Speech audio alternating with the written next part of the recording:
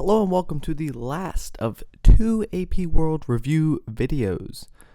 This is covering period 4, so from I think 1900 to present, so basically 2001. The last thing we cover is going to be 9/11.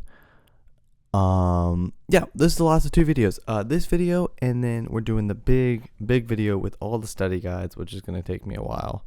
We'll get that done. We'll do a few live streams, or at least one before the test. I don't know why there was balloons. We'll do at least one before the test. A big live stream. We'll go through all the games. If y'all want that, let me know. Otherwise, I won't do it because I'm not going to waste my time. All right, watch this video faster for cramming for the test. I know I'll be watching this cram for the test. I have my own study guide, and I also have the study guide that Miss Tripp provided, which is a great study guide. Shout out Miss Tripp. Let's get into it. All right, Israel. We know Israel. So the creation of Israel through partitioning Israel from Palestine. So this was caused by the United Nations. If you can see that, the United Nations caused this. We have this on our study guide too. Israel was created. The United Nations split Palestine into two. Now you may be wondering, hey, what's the reason for Palestine to be split into two? Well, Palestine, the Palestinians were there. After World War II, the Jews were like, hey, we used to live here. We were promised this land. Whenever long ago we were promised this land. And Europe's like, oh, hey, mostly the UN. The UN's like, oh, hey, yeah, you guys can go back. Well, only problem is there's people living there. So they split it up. Yeah, it didn't really work. It kind of worked. It's not really, wasn't the best way for them to deal with this. But that's pretty much what you need to know is the UN did this, and there's been a lot of fighting. So the Holocaust in the UN, so we just talked about this. So led more support for the Jewish homeland. People had a lot of sympathy towards the Jews after the Holocaust, obviously, because, terrible things happened to the Jewish people. We know a lot of them died. Many died. We know, I'm just going to write many died. But as we know, there were religious and ethnic disputes by who could live there. The Jews and Arabs disagreed over land rights. They didn't, who owns this land if the Jews were promised this land and the Arabs had just lived there. So another example of partition was India and Pakistan, and they were nationalism through separation. So they were still split due to religion. So that's pretty much all you need to know for Israel. Israel's main point is the UN is kind of splitting stuff up, and that's just what they're doing. It's kind of weird. They have no real motivation with it. But let's move on to China. So China is a communistic society, and they experienced difficulties, and people needed hope after, foreign domination. Foreign domination, economic difficulty, which we know before communism, poor peasants worked for rich landowners. Poor people worked for rich people. Rich got richer. Poor got poorer. That's a pretty big underlying thing that you're going to need to know for most of this. Is the rich got richer and the poor got poorer. But after communism, the governments owned the farms and the land, which kind of helped, hey, rich people don't own everything and the poor people don't make any money, right? And the government should control, in public interest of the rich staying rich and not getting any richer, the government should control, communists believe the government should control the economy. Now, we know Mao Zedong. He had the great leap forward. He was like, hey, we need to really get to these Western nations. It didn't work. A lot of people experienced famine. A lot of people died. That was not good. That did not work. I don't know what he was thinking, but it just did not work, okay? It did not work. Okay, so that's China. So China's main thing is communism. Didn't really work for them. It's still not really working for them, but I guess, that's we don't have to worry about, anything more recenter. We don't have to worry about anything more recent. Okay. India. So India, you guys know Gandhi. Gandhi was great at peace methods. He had some weird things that you don't need to know for the test. I think are interesting about, him, all the sex stuff he did, whatever. You don't need to know that for the test. So I'm not going to mention it. Don't think about it. But he used nonviolence, civil disobedience, and boycotts. See, all of these didn't cause harm directly to the government, which was obviously under British rule, if I can write British here. That's what that was under, and then he was like, hey, we actually don't want to be under, your rule anymore. Nobody really wanted to. So Britain was like, yeah, we'll leave, but right before we leave, right before they left, India split India was split into two countries, India and Pakistan, and 10 million people, because of like, oh, hey, my people are actually on the other side, my people are on the other side, had to migrate across. And between zero point 0.5, so 500,000 to 1 million deaths were due to this process. This was a terrible process. It's just insane to think about that they had to do that. So Gandhi's goals was to unite India with the Muslims and Hindus together. So kind of like Pakistan and India were the Muslims and the Hindus. And he was not happy with the fact that, hey, we're splitting us up even more. But Gandhi was kind of, he was a pathway for people like MLK Jr., who used similar methods effectively during many other civil rights movements. And Mandela didn't share Gandhi's methods for nonviolence, but they both had independent movements towards equality. So India was really focused here about making sure, hey, we want to be together. Hey, we're going to be nonviolent about trying to, focus on these goals. We're not going to be doing all this weird stuff. We're not going to be causing all this violence, hurting all these people, doing all that stuff. Many, but not. Okay, so now we're moving on to Africa. So I think a big underlying theme here with Israel, not as much China, but Israel, India, Africa, split up. And bad things happen when you group people together and split them up when they don't want to be. So European imperialist powers, a lot of countries, not all of them, but a lot of them were crammed together. And like these tribes that already existed there for so many years just got like put together when they didn't need to be put together. They weren't meant to be together, It's like if you were it's like if your neighborhood got mixed together with another neighborhood and your neighborhood were like rivals or something. That would be more similar of a case. There was difficulty creating democracies that would flourish because once colonies gained their independence, they've been stripped of resources for centuries. I mean, if you look at our things over here, colonies didn't train locals and just took resources because they don't know how to get resources. They've never been taught how to do this. But over time, they moved towards, a greater recognition of human rights. We know about the Rwandan genocide. I think we learn about that a little later. And how they should be protected. Because, obviously, we know less racism. We need less racism here. That is a big thing. All right, so those are our main four places we're going to be talking about. Now we're just going to be talking about wars and revolutions. So we'll zoom out a tiny bit here because this is a lot to take in. World War I and World War II. A lot to talk about, but we're going to be summarizing it pretty quickly here. After World War I, Europe was destabilized and new movements like communism and fascism emerged. You need to know this. So Europe was unstable, fascism and communism rose. New borders. So the new countries and borders were created, which people were unhappy with their new situations. We know this caused a lot of tension and made a lot of groups unhappy because, they didn't want to be grouped together and split apart. We know this happened with Germany with the Berlin Wall. That's what that was. Germany with the Berlin Wall. We just talked about communism, fascism, bringing that back up. The Soviet Union was communistic. German was fascist. I hate Apple doing that to my camera. Don't do that. Japan also became imperialistic and militaristic, which set the stage for World War II. A lot of people are becoming more violent, more militaristic. So this is when mustard gas, the machine gun, the airplane, and tanks and trench warfare all really started to come into play in World War I, which kind of really preceded World War II. And this new technology created within the soldiers and civilians a lack of faith in humanity because people have mustard gas. You're just mustard gassing massive crowds. You have a machine gun that can kill so many people so fast. You're in the trenches and you get in trench foot and stuff. And trench foot is really bad. You should Google it. I'm not going to show you because I don't want to look at that right now. But for soldiers, this caused shell shock, which we way more commonly recognize this now as PTSD. But back then, shell shock. The war. So World War I was just terrible. That what happened is you get a lot of communism and fascism, and it just didn't end well. So now we're moving on to World War II. So leading to World War II. So Hitler actually fought in World War I, which is interesting. But he took advantage of the fact that Western powers nobody wanted to go to war. See, He took land because other countries didn't want to stop him, because we know that the League of Nations sucked. Oh my God, the League of Nations did nothing. They did nothing in the context of the AP world right now. League of Nations bad. When we hear League of Nations versus United Nations good, League of Nations bad, right?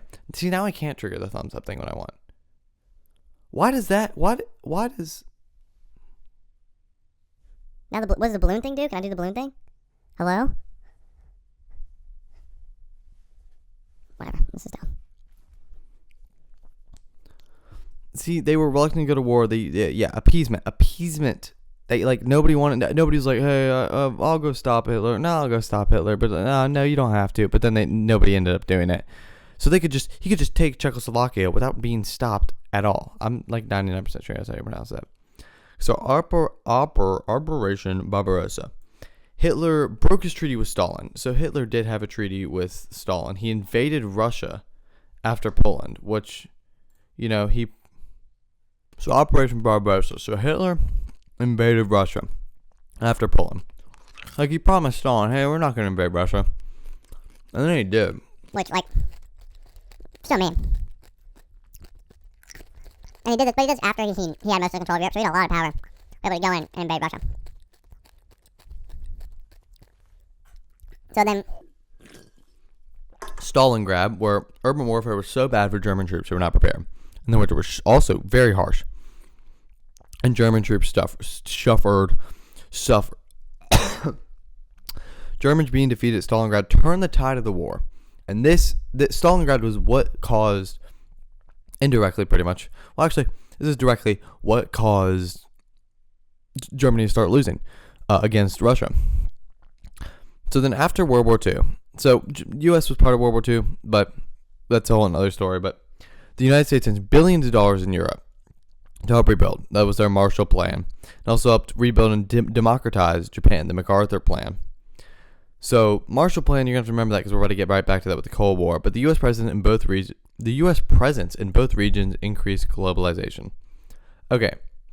So what are we taking away here from World War I and World War II? What's the point of World War I and World War II? Well, Japan became aggressive and then became democratized. The U.S. was out there with their martial law, and it's now becoming more global, leading up to what we're about to get to, the Cold War. World War I, PTSD and stuff. This caused PTSD. This was like when people really realized how bad PTSD was.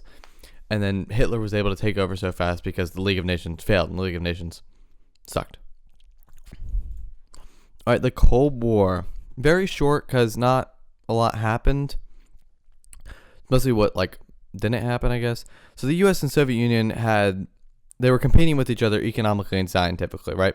They used propaganda, espionage, proxy wars, diplomacy, economic control, and many other methods other than direct war. So they were both propaganda, oh, Russia's bad, or oh, the U.S. is bad. They both had spies in each country. Not bad. They got caught. They used proxy wars. So what's a proxy war? You're probably wondering what a proxy war is. You're probably going to have to know this. Okay, proxy war is like a war like the Vietnam War, where we are sending troops and stuff. We're not technically involved. We're not involved in the war, but we're sending tons of troops and supplies to fight. We're basically getting someone else, or we're fighting through somebody else. We're like a parasite in a way. We're fighting through someone else.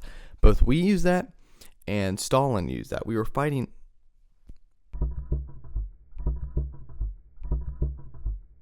We were fighting through other people. That's what a proxy war is.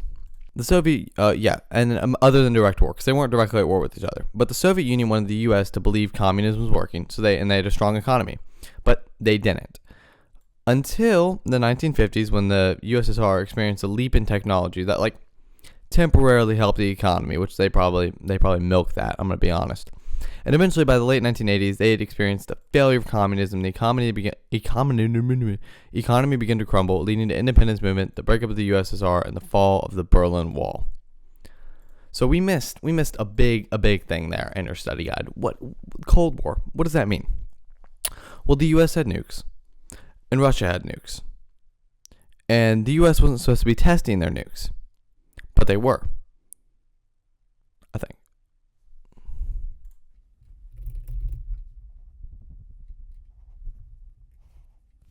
They both had nukes, basically. They both had nukes.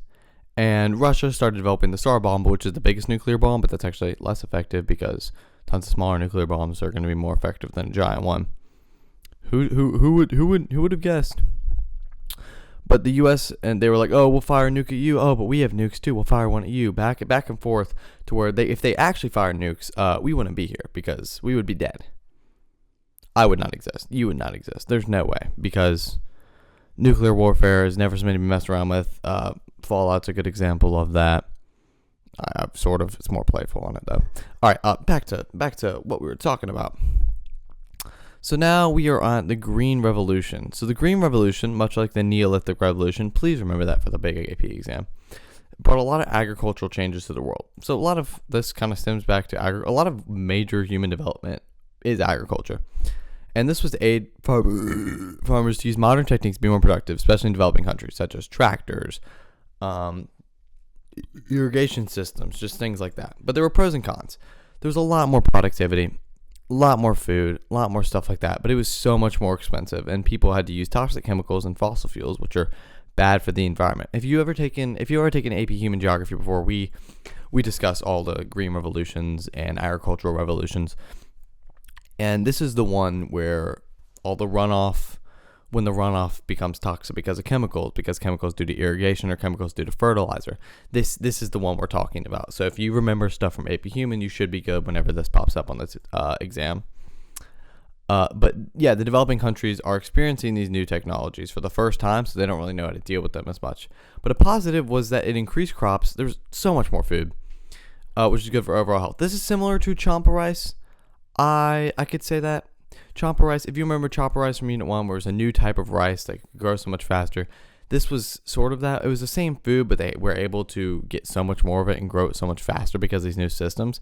But it ultimately had a lot of negative environment and societal impacts that these negatives kind of outweigh the positives, which the pros mostly belong to major corporations anyways and not common farmers. Common farmers can't use these same technologies that pro corporations can. So they didn't really benefit the same way. All right, energy and environment. So this is we're kind of riffing off the Green Revolution until we have to get to an actual serious topic. But in period 6, we see, which is the contemporary era, so we see a movement that promotes alternate energy sources, including nuclear power. Trigger the thing.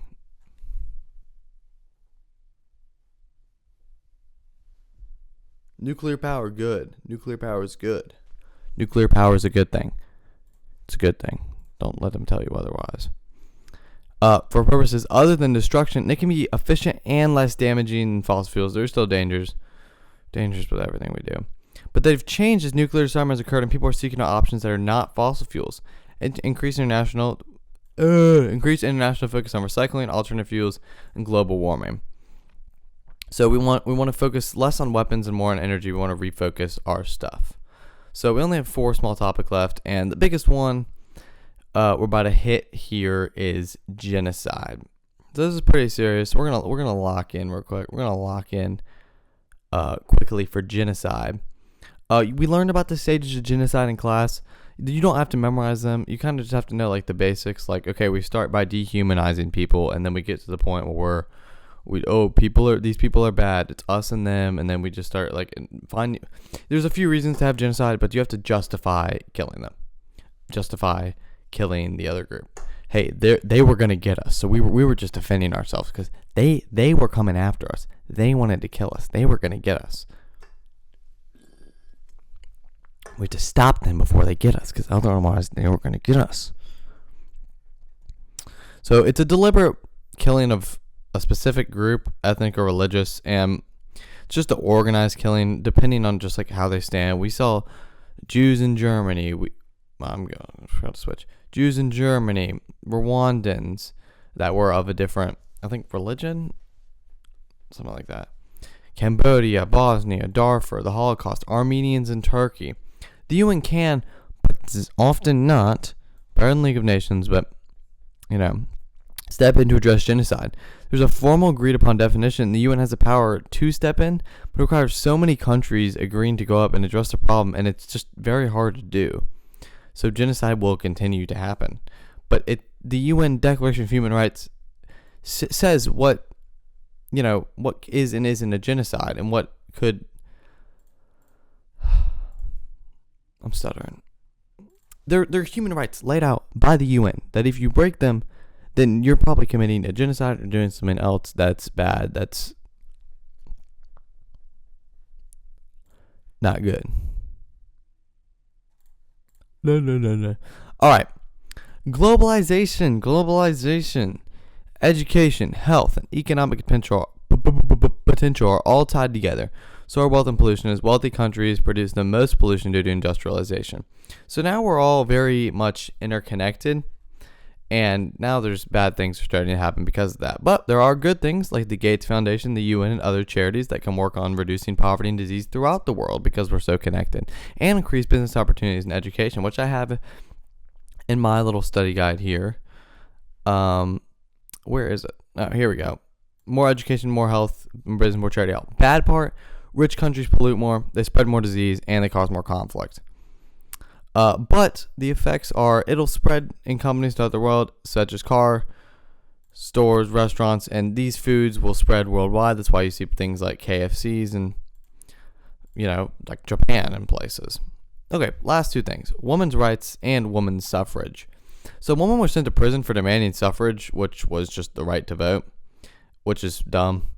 Ladies, you guys deserve the right to vote. This served to make the movement stronger, not weaker, as more women were energized and angered at this fact. Like if I was alive, when we were getting this, I'd be pretty angry too. We gotta let my ladies get the right to vote. Get all the rights that we have. We gotta be equal. We are equal now, but we were not equal. Women supported the war effort, mostly World War I, but especially during World War II, in a lot of ways, including through their labor. And should men, we are important too. You guys are important. We are important too to this country, and we're doing just as much as you can do. We're doing just as much as you can do, which led to men. They were like, "Hey, that's right," and they voted in favor of women getting the right to vote after World War I. So, yeah, that's pretty much all I got for women's rights in my study guide, too. Women who worked during the war and then proved their worth. Women started gaining rights. Yeah. So now let's tackle our final thing, disease. Malaria spread through the lack of access to clean water and mosquito activity. Stupid mosquitoes causing malaria. Yeah, malaria, that's way more in underdeveloped countries where they don't have water. Especially things like Ebola and West Nile disease, they spread through the lack of access of clean water, which is not good. And then, we got all our STDs we got to talk about here. We got our HIV, our AIDS, our STDs, which is spread through the lack of public education and protection like condoms. Sexual education was important, and they've been teaching it a lot more now, but they weren't as much back then. All right. So that's what I assume you're going to need to know for the test. That's what's on the study guide. That's what I assume you're going to need to know for the test. If it wasn't on the study guide and it's on the test, then that's not good. I know Miss Tripp's video is going to be way longer than mine, so she probably drops keeps dropping things that are going to be on the test. All right, I'm just going to assume that's what we need on the test. Anything else that we need on the test, I'm not sure and won't be able to help you, but I think that'll help you enough to at least, get a good grade. I'll be studying more. You should be studying more. We will get this AP big exam video out probably soon. We're less than 3 weeks away from the test. Please lock in. We'll get a live stream going, maybe, honestly, night before the test. Night before the test sounds fun. We'll just play all the games, see what we can do here. I will see y'all in the next video.